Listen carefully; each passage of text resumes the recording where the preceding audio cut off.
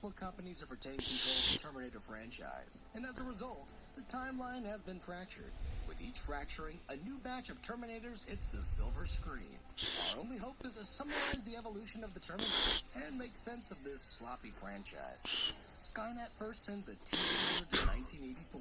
He sports beige pants, black boots, a patterned tee, and a bulky gray jacket. While he's nearly impenetrable, he can be burned, and as such, his hair is shortened and his eyebrows are singed off. He then wears a leather jacket, gray shirt, and covers up an eye wound with wide glasses. His mission is to hunt down Sarah Connor, the mother of future resistance leader John Connor. But he is hit by a truck and engulfed in an explosion, revealing his wobbly T-800 endoskeleton that gets blown apart and crushed in a hydraulic press. A new T-800 appears in T2. This one wears leather pants, smaller boots, and both a dark and light gray shirt. His hair is shorter, and his glasses are smaller. He's been reprogrammed to protect John Connor from the T-1000, a liquid metal Terminator with the ability to form sharp weapons with his limbs, and morph into other forms. He's impervious to typical weaponry, but can be frozen and shattered, although he can quickly piece himself back together. Ultimately, he's defeated when blasted into molten steel, with the T-800 following close behind to eradicate this timeline of all Terminator technology, preventing Skynet's inception. T2, Battle Across Time, introduces the early model T-70 with the machine gun arm, as well as the spider-like liquid metal T-1000. But that's just a theme park attraction, so we'll move on. Terminator 3, Rise of the Machine, showcases the scooter-like T-1s, includes a brief appearance of the T-900, and the T-800 is back. I mean the T-850. He wears a more streamlined jacket, looks about 10 years older, and briefly dons star-shaped glasses. He's stronger, can withstand heavier firepower, and has a hydrogen power supply, which is prone to explosions. This machine is in charge of protecting John Connor and his future wife from the female T-X, whose endoskeleton is encased in liquid metal and mostly wears a skin-tight red suit.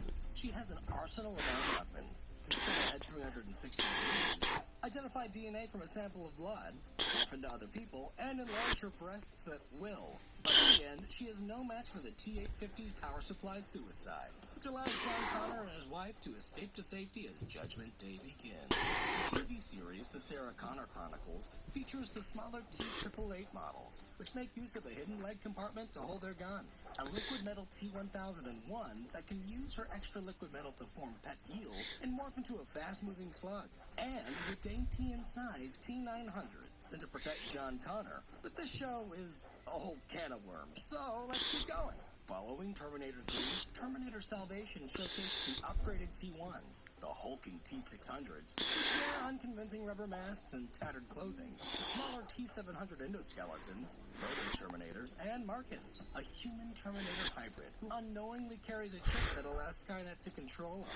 In a turn of events, Marcus rejects the chip and opts to help John Connor in battle, going so far as to donate his heart to save John's life. In Terminator Genesis, the previous two sequels are entirely ignored. And this time, the T-800 appears older, sports a hooded jacket, and has slicked back hair. In this timeline, he was sent to raise a young Sarah Connor. Together, they take down the original film's T-800 and a remodeled T-1000. Then, after a 33-year time jump, he appears even older and wears a green jacket with blue jeans, followed by a darker ensemble. This film's future also features the Terminator embodiment of Skynet, the T-5000, which infects John Connor with nano-robots, turning him into the T-3000 hybrid. The T-3000 travels back in time to ensure Skynet's survival, but the T-800 forces him into a prototype time machine, which tears him apart. The T-800 lands in liquid metal, giving him a liquidy upgrade. Taking place after T2, Dark Fate premieres yet another T-800, and this one finally manages to kill John Connor. 2 years later, he's older,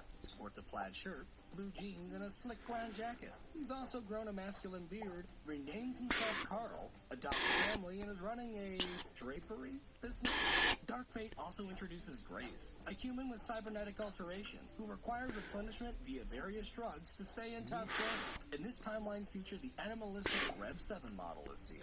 They have tentacle-like spikes on their back and can split apart, forming an additional metal model. The main antagonist, the Rev 9, is able to appear while retaining the ability to split his endoskeleton itself. Grace, the T-800, and a grizzled Sarah Connor protect Danny, this timeline's future resistance leader, from the Rev-9, which gets tossed into a giant blender, overloaded with Grace's power supply, and held down by Carl, disintegrating them both. And now, we just wait until Arnie needs another paycheck for the next reboot to get greenlit. Read us a bedtime story. Nah, books are just unfinished movies. Well, this book has action, adventure, sci-fi robots, and romance. You had me. Babylon Twins follows young twin sisters Chloe and Elle, who flee into the woods with their family after warring factions of artificial intelligences take over the world.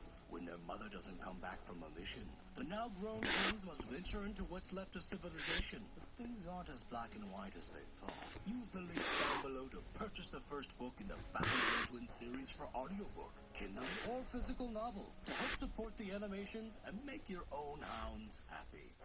Thanks for liking and commenting on the video. Choose the page supporting the channel. Subscribe and ring the bell to be the first to know when new television are live.